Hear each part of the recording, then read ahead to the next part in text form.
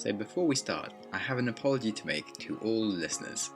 Episodes 17, 18 and 19 were all slightly corrupted during the upload of the final copy to SoundCloud, and they thus sound slightly weird and have a horrible buzzy noise the whole time.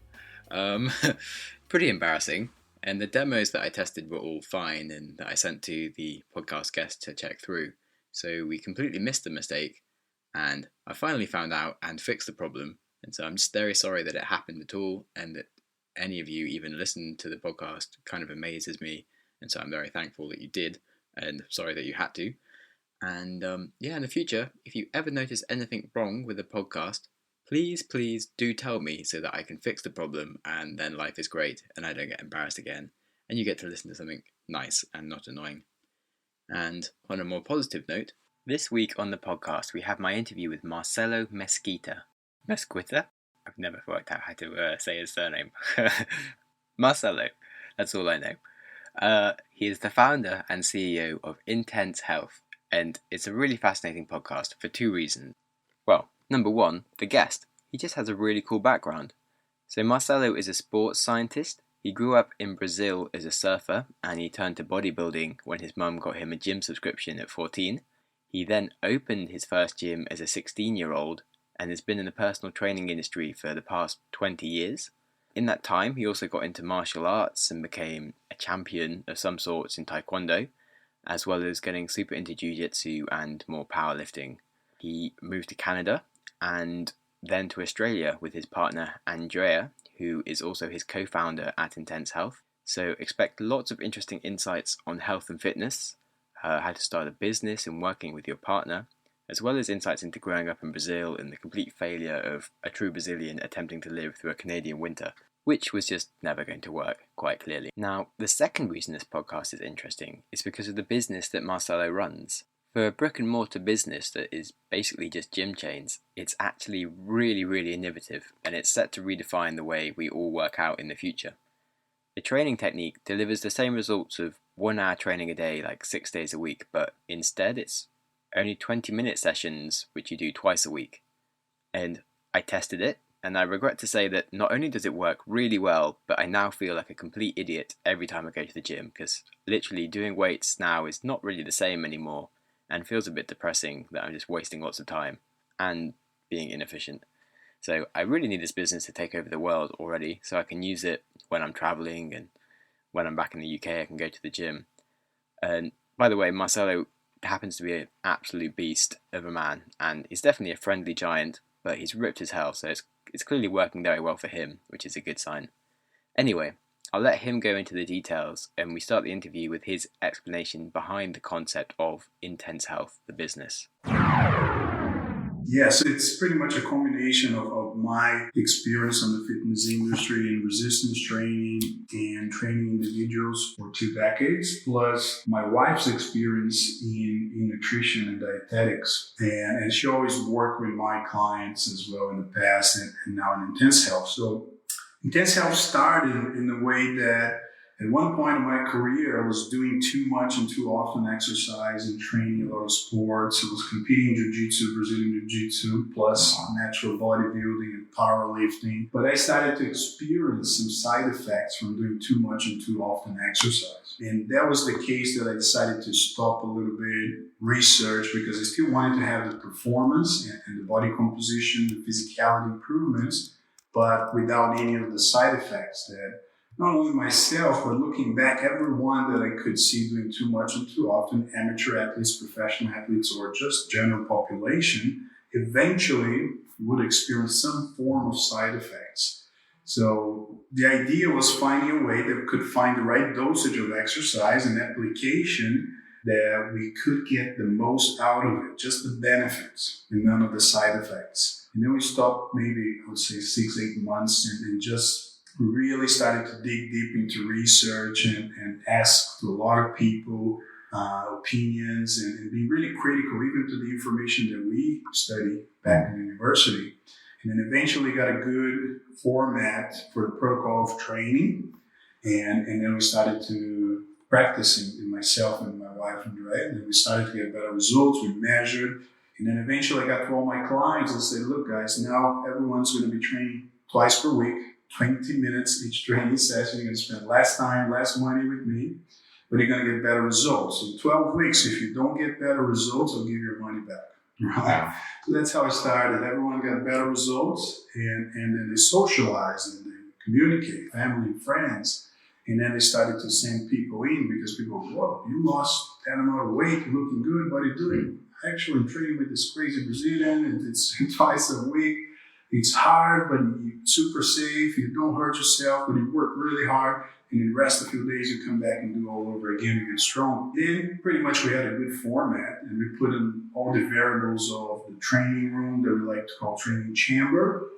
We control the temperature for a reason. We control all the progression of the clients and body composition to really make sure that they are getting the results. So how did you work out that just 20 minutes was the best? 20 minutes, it was sort of the time frame that we select for the appointment. Because sometimes, in fact, the workout can be from 12 up to 17 minutes. And then we have those extra minutes to give a good feedback or demonstrate or correct or instruct.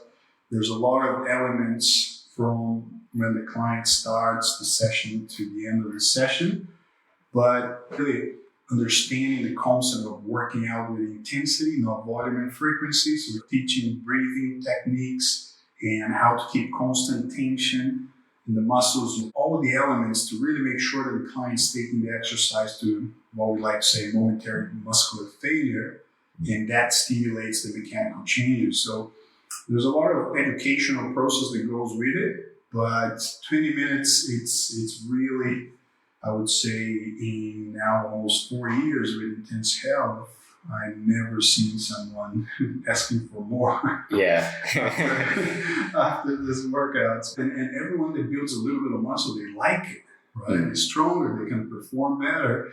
And that is what increases the motivation of the process. Most people in the fitness industry like to start all motivated. Oh, we're going to do this, blah, in a few weeks and end up quitting. Here we like to build up slowly because results will increase the motivation, not the other way around. Can you explain how the machines work? So these machines, the ARX machines, it's called adaptive resistance exercise. They don't have any weights. It's motorized resistance, right? So they have a big motor in the machines, and they connect to an electronic component and also interacts with the software. So the machine is actually measuring how hard, for example, the pull down you are pulling through the entire concentric phase of the movement, and how hard you are resisting all the way through the eccentric movement. And then this electric cell really measures how hard you are going against the machine, right? So then we can see the force output instantly in each angle and torque force of the movement. And then that generates the graphics that you see on the screen. And then when you come back next week or a few days later, we put those lines in the background and you did that, right? So you know it was your lines. And then you're trying to do slightly better, right? And over time, that slightly better each time becomes a big chunk of improvement, right? So who's your main kind of clients? Great question. I think our target market is normally the people that see advantage of not having to spend that amount of hours per week dedicated to exercise.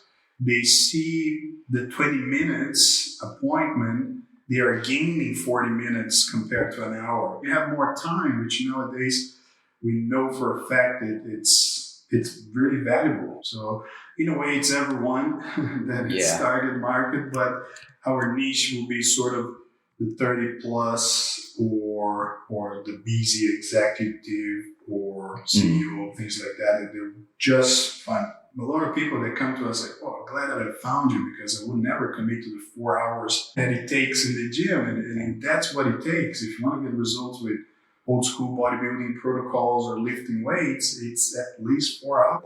And what about people who are serious bodybuilders? Is there a level where you then can't do it with ARX machines, where you kind of have to spend more hours in the gym? Great question. The bodybuilding protocol, I actually put a training system together.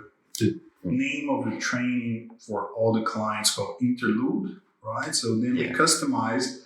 We have the Smart Lifestyle Training Program, which is the twice per week. normally the individual that just wants to build a little bit of strength, muscle mass, lose some body fat, get healthier over time, get stronger.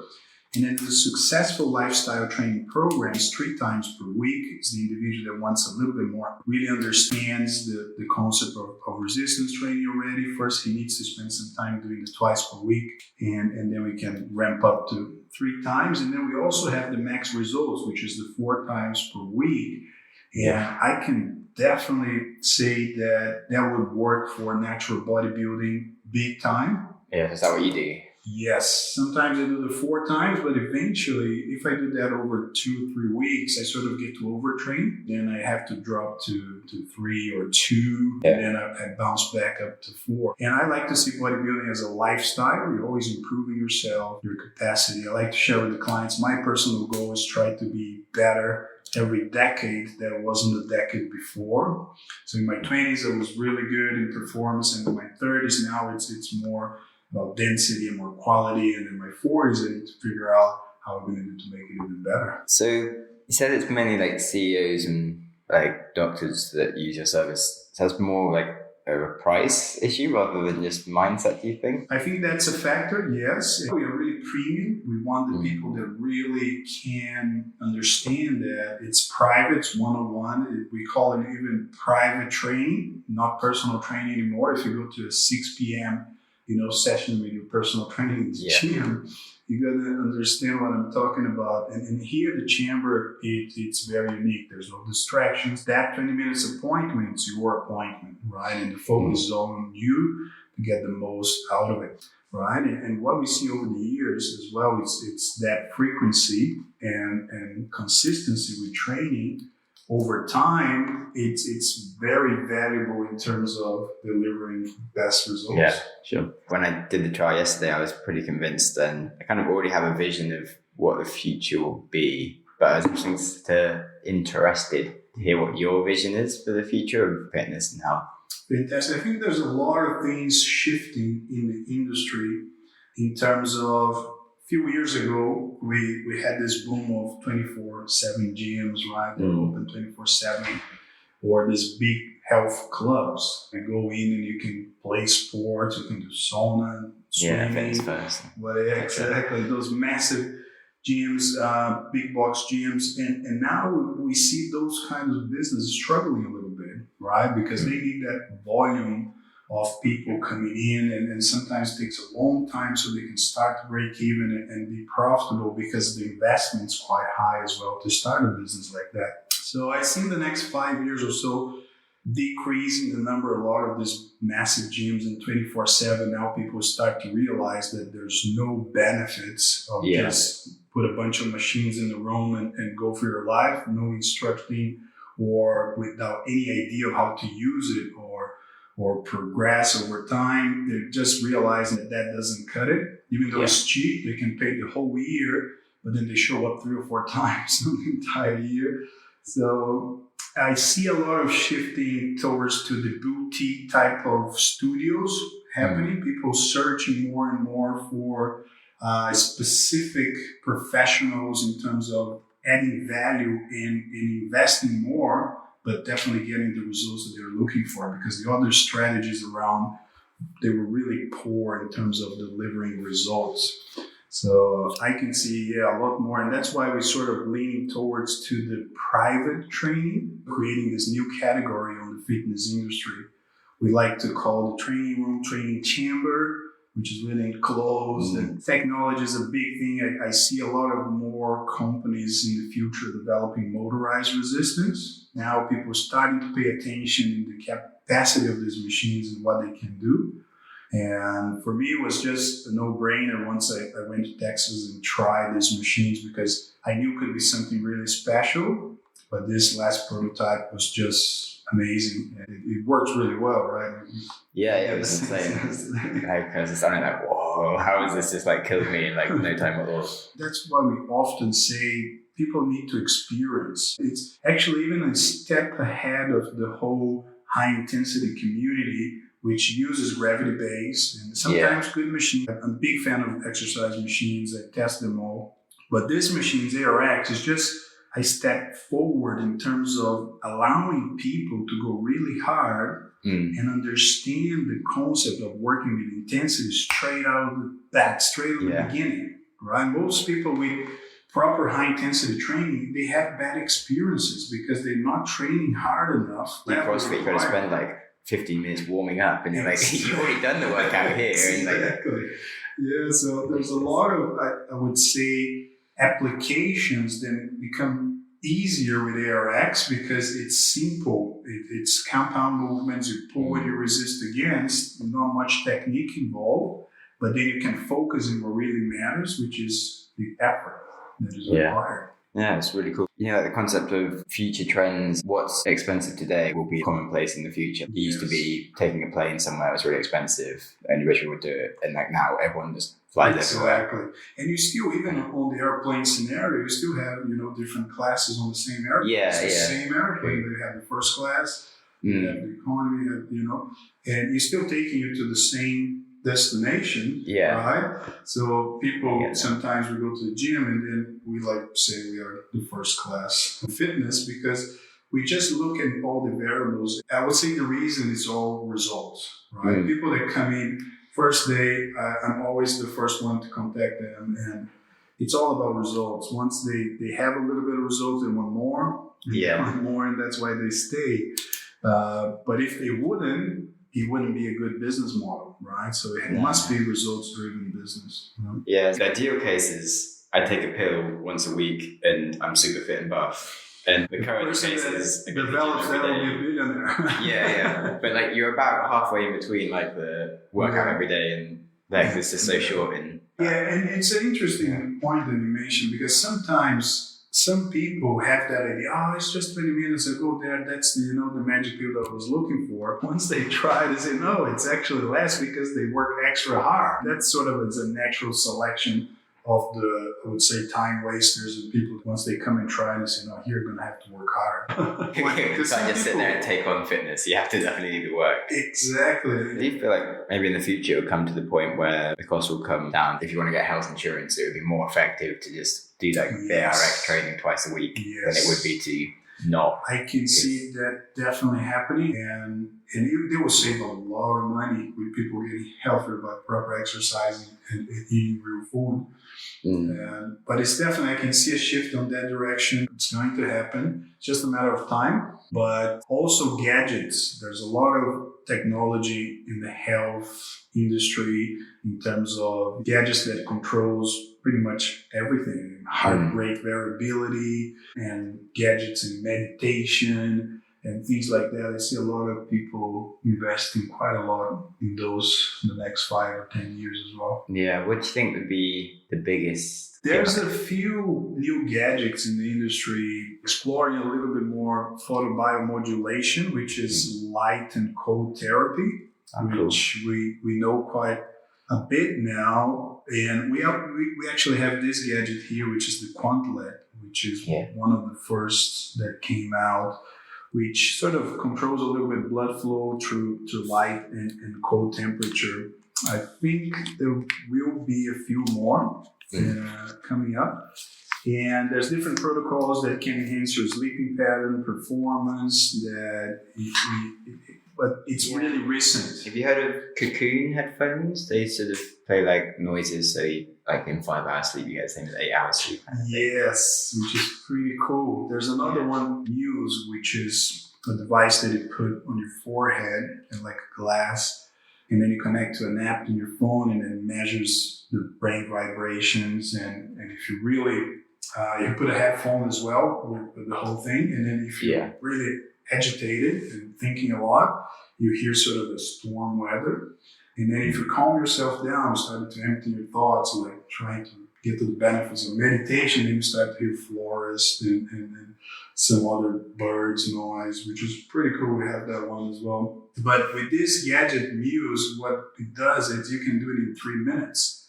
Wow. It's a really cool gadget that probably I should use a little bit more because there's heaps of benefits in terms of meditation. And so I think the meditation area it's something that will get a lot of traction. So I think efficiency and time, right? Because if you look at time, it's something that you cannot go back to it, right? Yeah. You only have this life to live and get the most out of it. So whatever you decide to do with your time, if you can do it last time, you gain time to do the things you love, to spend with the people that you love, or even to have you sleep in, to sleep more, whatever you like to do, right? So more time on the beach. Yeah, exactly. Nice. Which I think that's our concept, sort of work out with more quality, exercise with quality that you don't have to do as often, get the benefits so you can enjoy. One thing I normally like to ask people is, if you kept all of your memories, but I put you back in your body when you were 5 years old, 10 years old, is there anything that you would do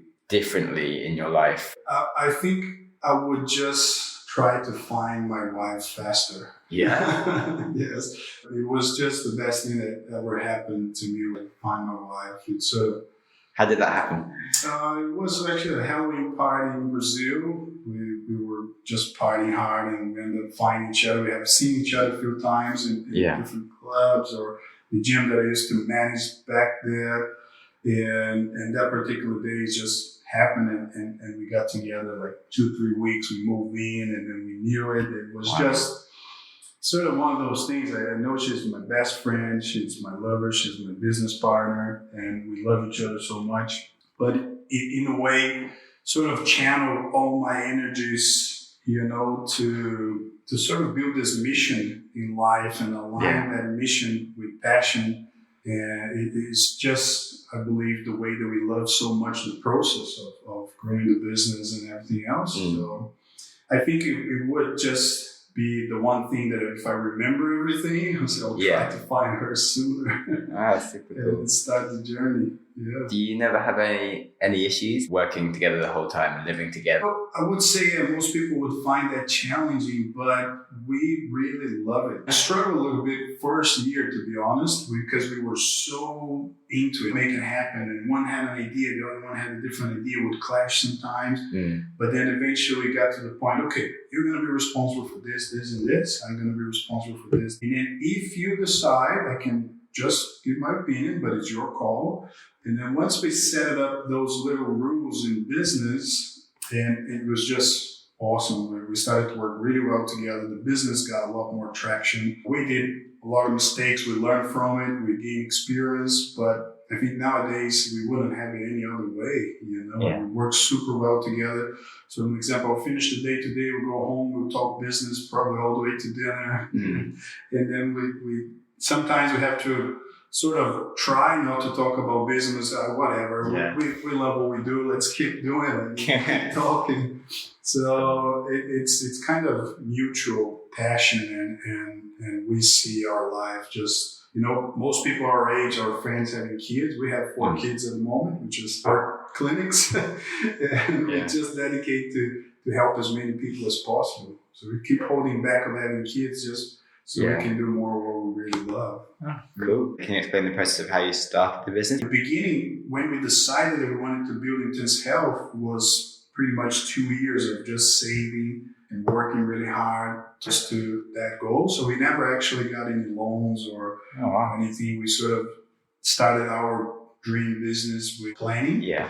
And then on that planning phase, we used to ask a lot of questions to people, to my clients, clients that had business. So how you did it, how you do, client acquisition, how do you advertise, referral system, how do you use it, where do you go, how it happens, and always asking questions, being critical and writing it down and reformulating the plan and readjusting. So when you get to open and say, I got it all figured out, no, that's just a start. But that was basically, we sort of planned and then we sort of saved money and then we bought the machinery and everything else and started. We actually started on a 32 square meters facility. We had a waiting area and then the training, just put a wall in between and it was really small, but we got to do about 140 training sessions per week. Just myself was completely fully booked and I was doing a lot of training sessions. And when we proved the model, then the sort of the concept, and then we knew we had something. Cool. And then from there, did you take investment or did you just be able to sustain it? We had one strategic partner that did it before. Yeah. We never considered having investors in business. We knew it was our baby and we wanted to take it as far as we could. But then eventually this guy comes in and starts to figure out the numbers and I know what you're doing and blah, blah, blah. It starts to show interest.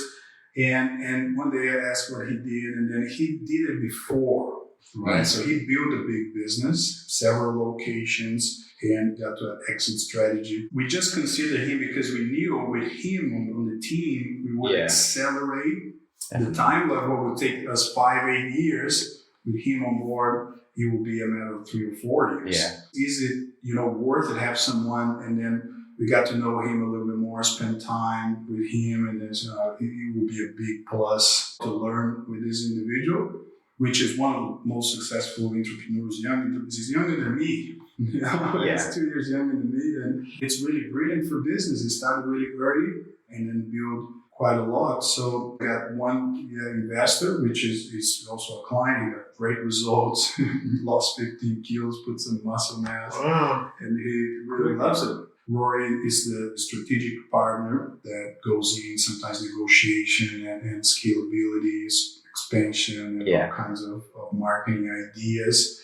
Then we have a marketing team, we have a CFO, we have the trainers in place. So it becomes now from a business, we started to turn into a real company. Have you thought about how you're going to go from once you've nailed the model for Perth to then do the rest of Australia? Are you going to sort of franchise? Yes, we have a really good business plan towards the whole Australia. Basically, the 5th location comes in next year here in Perth in Western Australia. Then we see that being enough for this demographic. And then it goes Eastern States, Melbourne, and then Sydney and Brisbane. So then we go, everywhere in Australia. So it's all now detailed on the large business plan. So we try to keep meeting our targets and adjusting as we go every 6 months. And that's the incredible part of being involved in scaling a business. You learn so much. In those 6 months, you're completely different. You sort of have to make that happen in order to handle. But it's kind of things not too ambitiously, isn't super ambitious, but allow yourself to sort of do the thing you're doing properly. Don't skip the steps. Yeah. Right? Because sometimes if you're trying to do more than what you're ready for, probably it's not going to go as smoothly. Trying to take on employees. Exactly. Do that really well, and then you learn a lot, and then you do the next step. So it's sort of building up phases. But you have to become the person that is capable of. Kind of have to do each new thing yourself and kind of teach yourself how to do that. And then you can teach other people how to do that part for you. And then you go on to the next job once you've nailed the first one. Exactly. And I see a lot of people sometimes trying to play this big business entrepreneur type of journey. But at the end of the day, what I truly believe, you have to love the process. You have to love the learning and the grind and putting hours and hours in. There's no such a thing as work hours for us. We wake up 4:30 in the morning, we go all day, 15, 16 hours, just because we're doing what we love. And often, recommend to you, find something that you love and then triple down on that and try to develop a business out of your passion and never work a day in your life. Can you explain why you moved to Australia? Cool. Yeah. So after we met, me and my wife, she, maybe 2 months when we were together, she mentioned, my family's living in Canada. And we knew it at some point. She wanted to go to Canada to visit her family, spend some time. And I said, when you go, I'm going with you. We'll try something different. We go to Canada and we see how it goes. And it was actually really nice. Canada is a fantastic place. We spent 6 months in Toronto first, right, with her family. And really cool place. We had good fun, but too goddamn cold. And when we left, it was minus 33 degrees. Wow. Right? So for the people that were born there, they sort of get used to it and they love it. But I wouldn't fit in as a lifestyle. So about 3-4 months in, I said, we can spend a few more months here, but we can choose another place to live. And then Australia was always a dream place. And we actually just did a little research between Sydney, Gold Coast, and Perth. Yeah. And ended up in Perth with all our bags. We didn't know anyone. We just started from 0. Yeah. That's It cool. was really cool. Yeah, it was sort of having a restart in life. Yeah, how did you go about like finding friends and things to do? Not really hard, like the media thing. We ended up finding Brazilians, just asking questions for them, and then we ended up developing a good group of friends. But me and Andrea really, I would say, we love our lifestyle the way it is. So us and our dog nowadays, and we don't have many friends, but just quality ones. We sort of keep it really close. But just the place here, you can see, right? It's a magnificent place. So much to do. My second favorite place would be the Gold Coast for surfing, and here it's still a little bit more calm city in terms of, it's still a big city, but it doesn't feel like it. Okay, cool.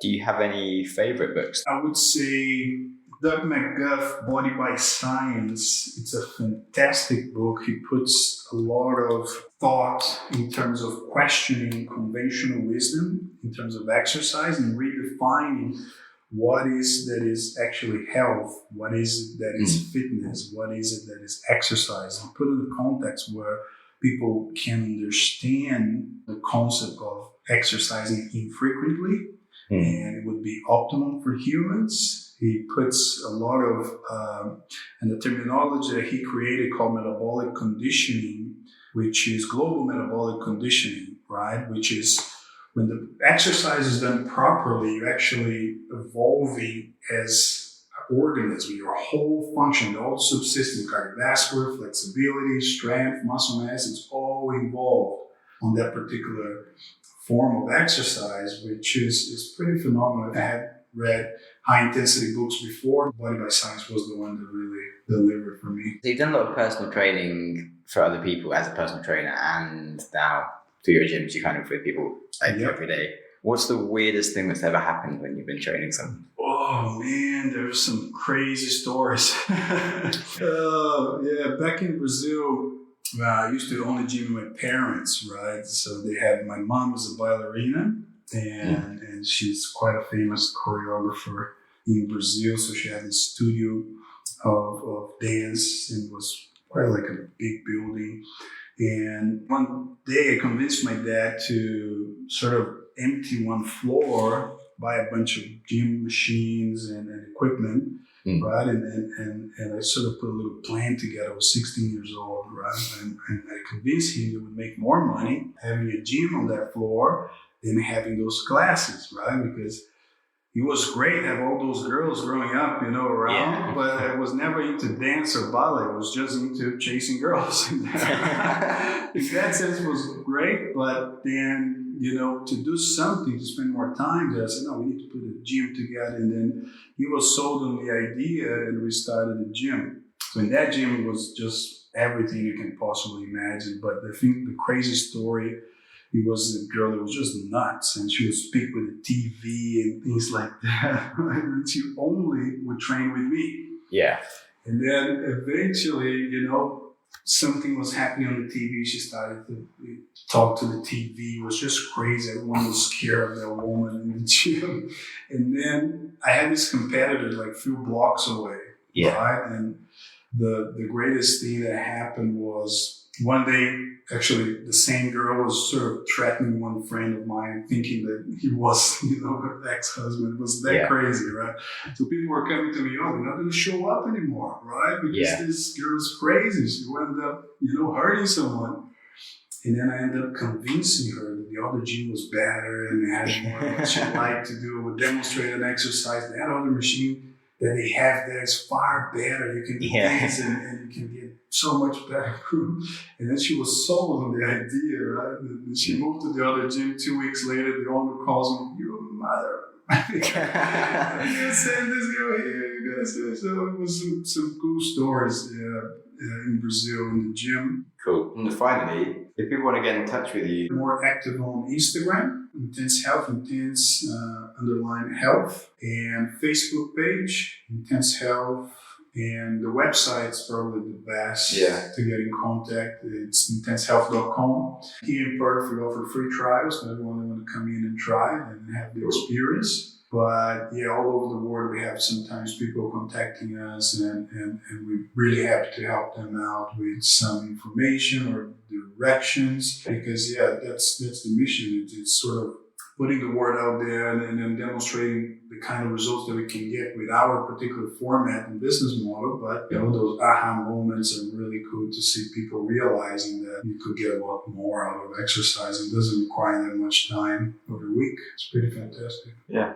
that's awesome. Yeah, I'd definitely say it's such a good thing. It's quite a good parable. Have you heard like a story about a locksmith who, when he first starts his job, it takes him like a whole hour to get someone through the door, and but he's there playing with all his keys. He puts so much work into it that at the end of it, the client just wants to get in, finally gets in after this hour, but they give him a tip as well as his hour fee. Yeah. But then a year later, he becomes a pro and he learns how to do things. And when a client calls him, within 5 minutes, just you're in the door.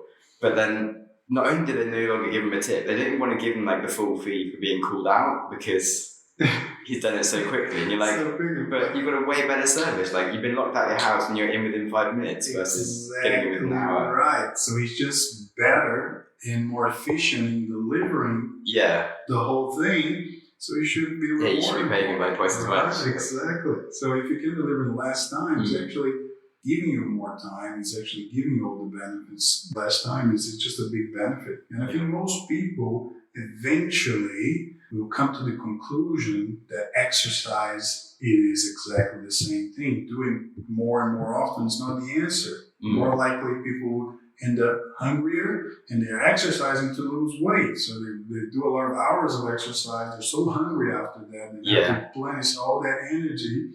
But then they're trying to do more, trying to out-exercise, bad nutrition. And then it's unfair, right? Because they don't get anywhere. Right? When they come in here in a matter of 6 weeks, 10 weeks, we get such a great result because we flip everything on its head.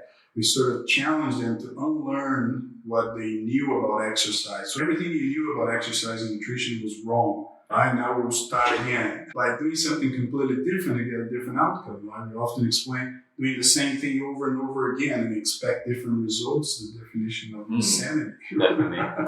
Okay. It's not working, change course. Adjust and keep going. Not working, just course and keep going. All right. Well, thanks very much. Awesome. Thank you. So that's the end of the interview. If you found it interesting, then there's a lot more content going to be available from the interview that didn't make it to the episode, so I'm trying to keep things as condensed as possible on the podcasts. So we actually had some much longer discussions on the topic of bodybuilding with ARX and how he started the business, the future of the health industry, which were all very interesting conversations, but only the highlights remained in this episode. We also discussed Marcelo's diet, which I'm pleased to say is very similar to my own. The broad summary is that he practices micro-fasting and he only eats during an 8-hour window of the day. He basically has a light breakfast around midday and then a big dinner in the evening. He has also experimented with the keto diet, just like me, and he likes it, but not as a permanent diet, and prefers just sticking to a low-carb diet. I for one, just love fruit too much and couldn't stick with it.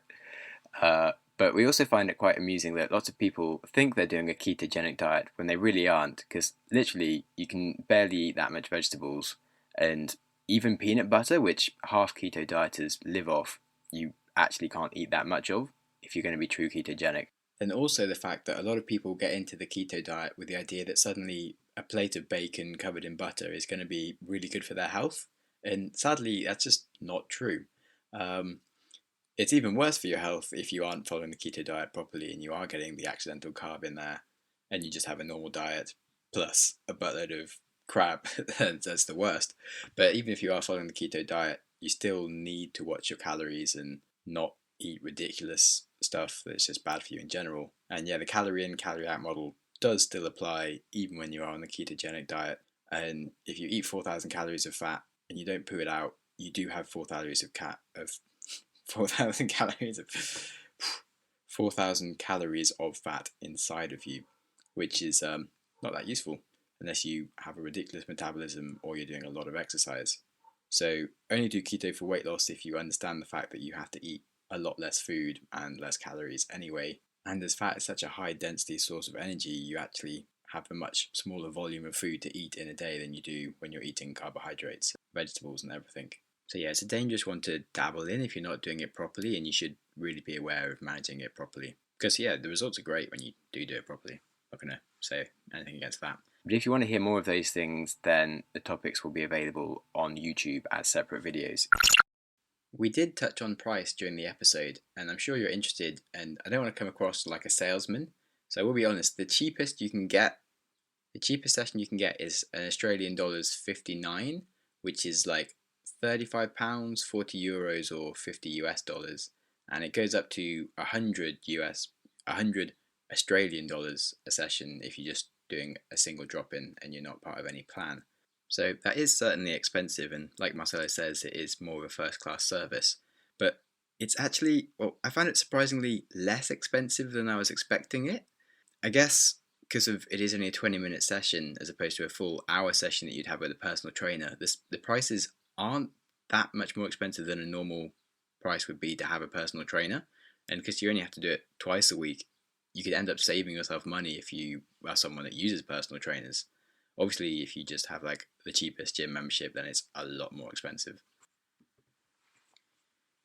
You do also get the bonus of really, really cool data, not just on your workout there and then, but on your entire body composition and your fitness capabilities, and a proper scientific breakdown like VO2 max and all this stuff.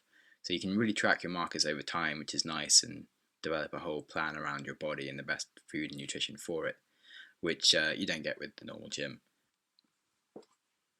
However, it is possible, if you read up on the science, to do a HIIT session just with normal gym equipment rather than with the ARX machines. It is just a lot harder to be quite so effective without the adaptive resistance, and it probably does take a little bit longer. And currently, whilst I'm at home, I'm experimenting with doing HIIT routines just without any equipment at all, and it seems to be going okay, but it's definitely just a lot more effort and a lot more difficult, and it definitely does take longer as well. And yeah, I'm going to experiment with that, and I'll post results in a few months' time if anything good happens or not. So now for my key take-homes. Number 1, attitude to time. In so many cases, you can really leverage your time, and this day and age, it's something that we're all running out of. So obviously working out can be a lot quicker, as we discussed in Intense Health, but also meditating or even your sleep can be much shorter using new technologies, which is exciting for the future. And also when it comes to business, things can go much faster if you're willing to share your business with people who are experienced and know the market that you're going into and how to grow and avoid the mistakes. That said, you should be mindful of your time and be willing to take things slowly and sensibly and pay the price of time where it's due. Scaling a business too fast leads to mistakes, and some things just need to be done methodically and patiently so that you can build a strong and stable business. Number 2, I also just love his general attitude to business. So he saved up to invest in the equipment and took some big calculated risks on starting it. He didn't take investment and instead got advice and contacts from his clients, a lot of whom were business professionals, and he really leveraged his network and asked important questions to take things to the next level. I feel a big similarity to my approach here on the podcast, so hopefully you guys at home are getting the same benefits through listening to all the lessons that I'm learning here from the people I'm interviewing. 3. Relationships. He sets clear boundaries with his partner so that they can work well together and not conflict. But he's also the first person to ever say that he would have found his life partner earlier if possible. And he gave some really good reasons for it, that he just found his best mate and someone that fits into all the things he likes and has a shared passion to take on the world together. And it sounds awesome, to be honest. Like, I've always been pretty relaxed with the attitude of finding the right person, and they'll come along when they come along, and I'm not really too worried about it, but suddenly after listening to him, I'm like, holy crap, maybe I should prioritize this a bit more and find someone that wants to try doing like a vegan keto diet on Christmas, or starting businesses to solve their problems instead of just letting things annoy them and not worrying about it. But anyway, before this turns into the worst Tinder profile ever on a podcast, let's move on to some books. So Marcelo's number 1 favourite book is Body by Science by Doug McGuff. This book really breaks down the whole science behind high intensity and low frequency weight training so that you can understand the process at a cellular level and amongst the whole body. And it's just the book on high intensity training. So there's also a lot of good videos on YouTube. Tim Ferriss's book, The 4-Hour Body, goes into some of this stuff, but he gets a bit lost in the woods with some things and doesn't exactly do great science always. So I would read that book with a pinch of salt. A really good TV episode to watch is Michael Mosley's episode on Horizon by the BBC. It's called High Intensity Training, The Truth About Exercise. And he actually goes on a regime of only 2 minutes of exercise a week, but he still manages to get health benefits. And it's really interesting watch. He also has a corresponding book for that called Fast Exercise, which is worth reading. In fact, I just love Michael Mosley anyway. I'm a big fan of his science shows in general, and his episode Eat Fast and Live Longer is an amazing topic on the subject of fasting, and his corresponding book for that is great. It's called The Fast Diet. As I said, we discussed dieting off the podcast, and the book The Fast Diet is really the best place to get into that sort of thing if you want to know more about fasting in general with a view to life extension and general health benefits that are claimed by this process. And I will certainly be going into that topic deeper in future episodes. But for now, that is a wrap, and I hope you enjoy the rest of your week. If you like this episode around health and fitness, you'll enjoy the episode next week with Ben Marshall, who is a vegan bodybuilder, which are two things you don't really hear in side-by-side sentences. Thinking of a good analogy and failed there. Anyway, it's a good episode, and stay tuned for next week.